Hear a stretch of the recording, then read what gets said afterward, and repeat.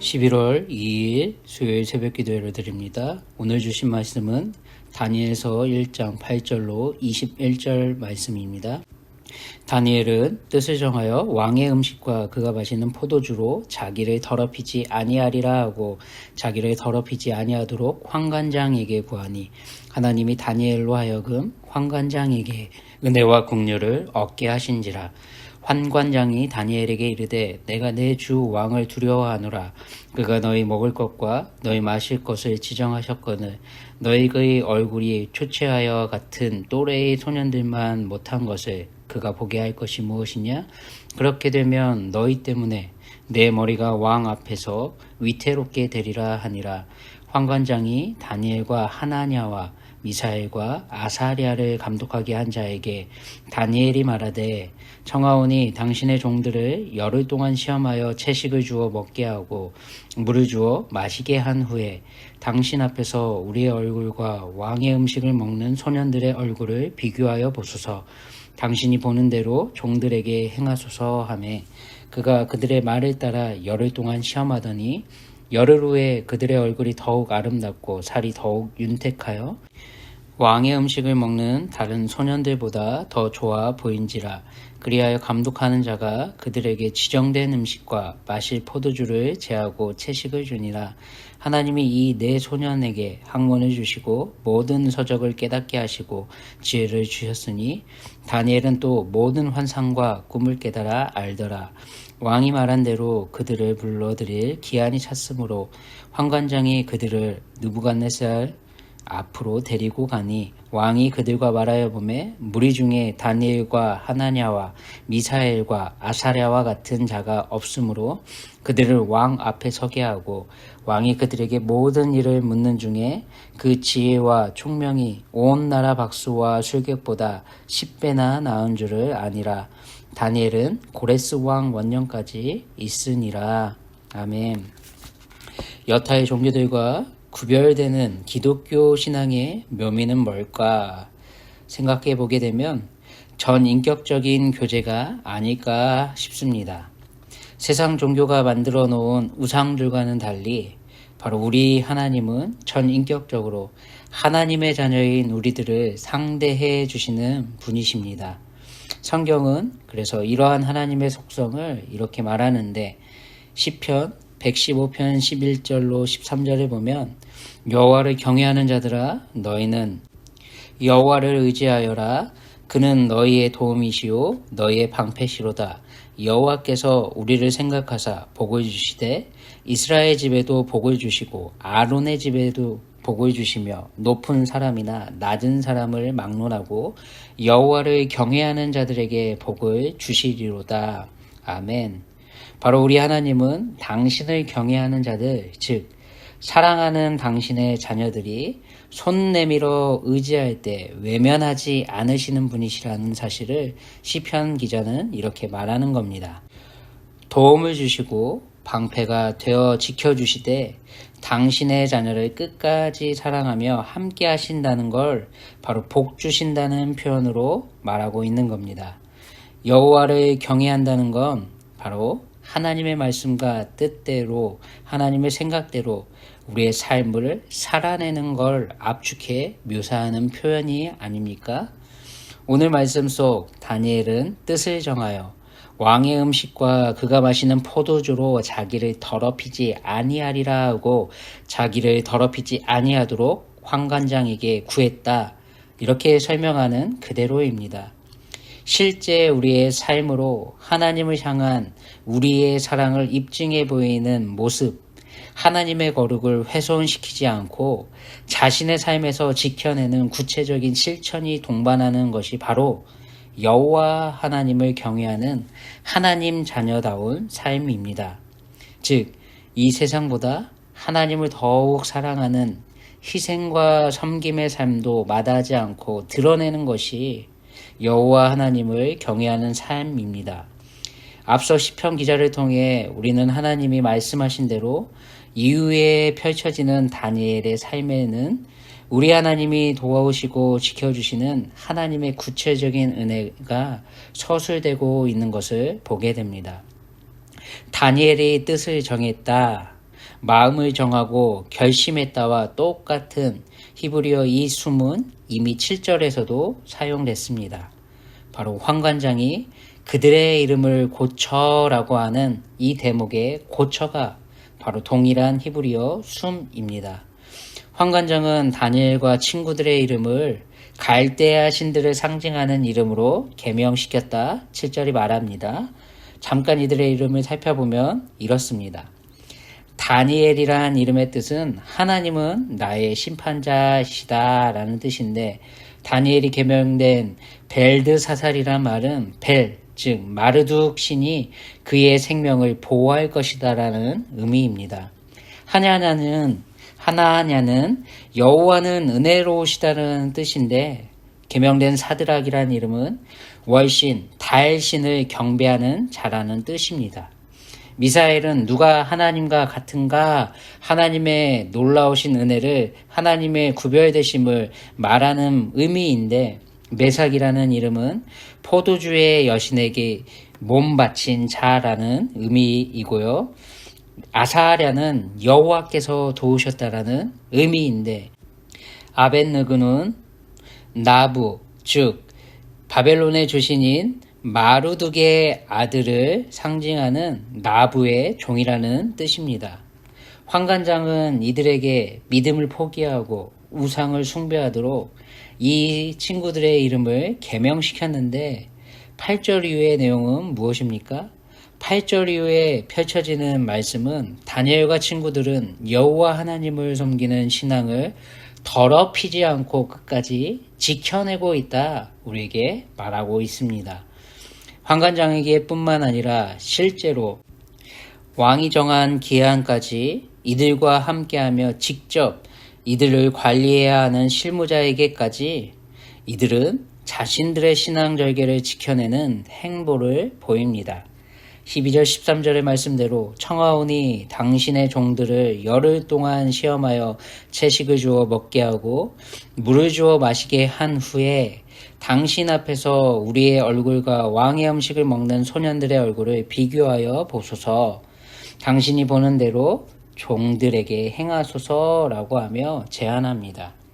성경은 이들이 여호와 하나님만을 경외하고 섬겨내기 위한 그들의 신앙을 지켜내기 위해 이렇게 행동하고 있다는 것을 강조해서 말하고 있습니다.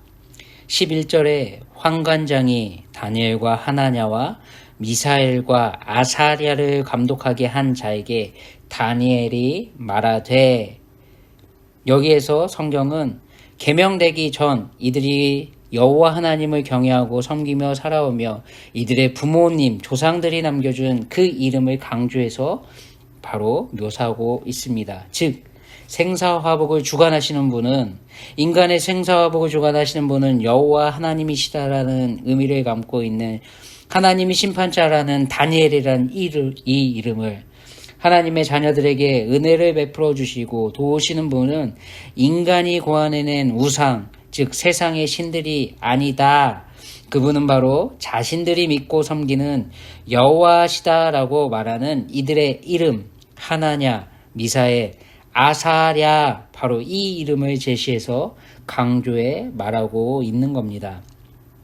우리 하나님은 9절에 하나님이 다니엘로 하여금 환관장에게 은혜와 긍휼을 얻게 하신지라, 14절로 15절에 그가 그들의 말을 따라 열흘 동안 시험하더니 열흘 후에 그들의 얼굴이 더욱 아름답고 살이 더욱 윤택하여 왕의 음식을 먹는 다른 소년들보다 더 좋아 보인지라.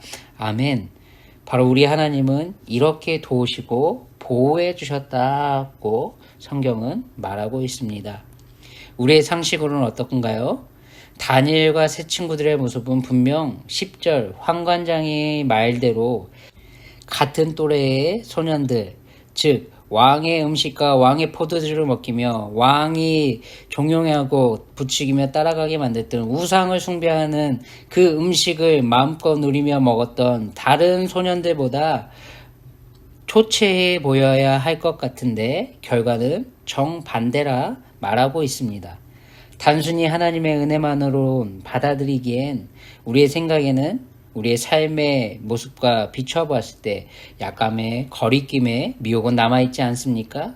사실 황관장이 사용한 히브리어 조아핌이라는 이 단어는 기분이 언짢아하다, 슬퍼하다, 격분하다라는 의미거든요. 황관장은 다니엘과 친구들이 자신들의 신앙을 지키기 위해서 왕의 음식을 거부했음에도 불구하고 하나님이 이들을 돕지 않으셨을 경우를 대비해 이 말을 하고 있다는 겁니다. 이들이 하나님을 향해 갖게 될 원망과 분함이 이들의 얼굴을 통해 드러냈을 때 그 현장이 자신들에게 허락되어 있는 왕 앞에 서게 되는 그날이라 한다면 왕을 향해 이들의 얼굴에 분노와 원함은 말하고 있는 것으로 오해받기에 딱 쉽기 때문에 그렇습니다. 하나님을 향해 갖고 있는 이들의 분함이 왕에게 자신을 향한 불경으로 보이도록 받아들여졌을 때 자신의 목숨은 부지할 수 없게 될 거라는 것을 두려워하는 염려의 표현이라는 겁니다. 우리 하나님은 하나님을 믿지 않는 황관장에게도 하지만 다니엘과 친구들에게도 은혜를 베풀어 주셨습니다. 로마서 10장 13절의 말씀대로 누구든지 주의 이름을 부르는 자는 구원을 받으리라. 아멘. 즉 이 말씀대로 우리 하나님이 베풀어 주시는 구원의 은혜는 영육 구원에만 머물러지지 않다. 즉 궁극적인 기쁨이요 행복이 인간에게 주시는 하나님이 주시는 영육 구원인 것은 분명하지만 이것은 나중에만 누리고 끝나는 것이 아니라 바로 이 땅에 살아가는 하나님의 자녀들에게 바로 우리의 삶에 놓여진 상황과 현실에서도 영육 구원의 구원을 받아 소망하고 누리게 되는 그 과정 속에 상황과 현실의 구원도 우리 하나님은 베풀어 주시는 분이시라는 것을 성경은 말하고 있습니다. 주의 이름을 부르는 자, 즉 다니엘처럼 여호와 하나님만을 섬기기 위해 자신의 신앙의 지주를 지키고 실제 삶으로 실천해 나갈 때 우리 하나님은 당신의 구속사를 성취해 가시는 동역자로서 우리와 함께 하시는 복을 우리에게도 주신다는 걸 성경은 말하고 있는 겁니다. 살아계신 하나님, 인간의 생사와 복을 주관하시는 바로 그 구원을 베풀어 주실 수 있는 분은 오직 여호와 하나님 한 분뿐이시라는 이 진리를 선포케 하시는 하나님의 군사로 동역해 주신다는 겁니다. 16절에 그리하여 감독하는 자가 그들에게 지정된 음식과 마실 포도주를 제하고 채식을 주니라. 비록 여호와 하나님을 믿지 않는 사람임에도 불구하고 자신의 생사복을 주관하는 이들 생각 속에 있는 왕의 명령까지도 거스르면서까지 우리 하나님은 신앙을 지켜나갈 수 있도록 지금 다니엘과 친구들에게 은혜를 베풀어 주셨습니다. 또한 바벨론에서 당신의 백성을 귀환시키실 그 구속사에서 역할을 할 수 있도록 바로 17절 하나님이 이 네 소년에게 학문을 주시고 모든 서적을 깨닫게 하시고 지혜를 주셨으니 다니엘은 또 모든 환상과 꿈을 깨달아 알더라. 그리고 19절 왕이 그들과 말하여 보매 무리 중에 다니엘과 하나냐와 미사엘과 아사랴와 같은 자가 없으므로 그들을 왕 앞에 서게 하고 왕이 그들에게 모든 일을 묻는 중에 그 지혜와 총명이 온 나라 박수와 술객보다 10배나 나은 줄 아니라. 아멘. 즉 다니엘과 세 친구를 통해 하나님 당신의 능력과 지혜를 당신의 구원 계획이 얼마나 신뢰할 수 있는 은혜의 선물인지를 대변하고 나타내는 그 은혜를 지금 베풀고 계시다는 사실입니다. 21절은 이렇게 말합니다. 다니엘은 고레스 왕 원년까지 있느니라. 아멘. BC 605년경 다니엘과 친구들은 포로로 바벨론으로 잡혀갔습니다. 그런데 이렇게 포로로 잡혀간 다니엘과 친구들을 통해 이사야와 예레미야를 통해 약속하신 바벨론 포로 70년 이후에 귀환을 성취하시는 하나님의 그 구속사의 증인으로 다니엘을 고레스 왕 원년 BC 539에서 8년 되는 바로 이 시간까지 세상 역사의 한복판 속에 우뚝 증인으로 세우셨다는 겁니다. 성경은 우리도 다니엘처럼 하나님만 바라보고 섬기며 하나님의 자녀답게 이 세상보다 우리 하나님을 더 사랑하며 오늘을 살라고 말하고 싶은 겁니다. 우린 지금 다시 오실 우리 예수님을 증거하고 우리의 믿음과 신앙을 지켜내기 위한 오늘을 살아야 합니다. 세상 역사의 한복판에서 하나님 당신의 구원을 맛보고 증거하는 증인의 삶으로 하나님의 자녀답게 오늘 우리에게 살아내달라 성경은 말하고 싶은 겁니다. 바라옵기는 오늘 하루도 하나님을 아는 것을 대적하여 높아진 것들을 다 무너뜨리고 우리 모든 생각을 사로잡아 우리를 구원해 주시는 우리 예수님 그리스도께 복종하며 살게 되길 예수님의 이름으로 축원합니다. 기도합니다. 하나님 아버지, 오늘 하루를 우리에게도 허락해 주심에 감사드립니다.